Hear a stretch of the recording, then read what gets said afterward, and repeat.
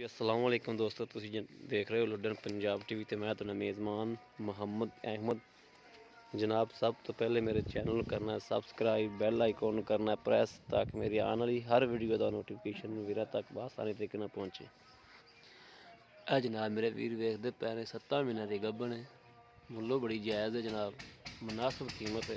ਥਣ ਮੇਰੇ ਵੀਰ ਵੇਖਦੇ ਪਏ ਨੇ, ਵੰਡ ਜਨਾਬ बड़ा सोहना सुथरा जानवर है और जनाब बड़ा कद काठ, बड़ी लाम शाम माशाल्लाह, बड़ी जनाब हर चीज़ मेरे वीर वेखते मुल्लो बड़ी जनाब बना सके।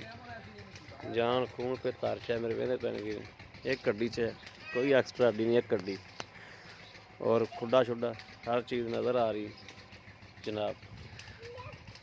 माशाल्लाह सोहना सुथरा जानवर है, किसी पास कोई कमी कताई नहीं हैगी।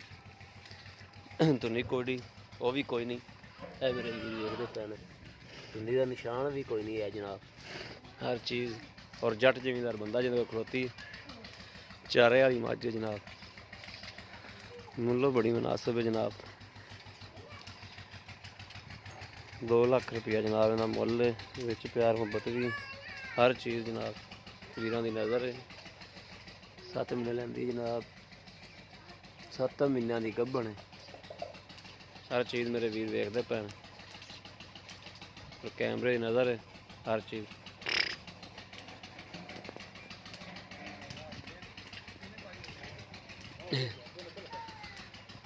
कद काठ पूरी लाम हर चीज़ पूरा व्यू मेरे वीर के अगे आ।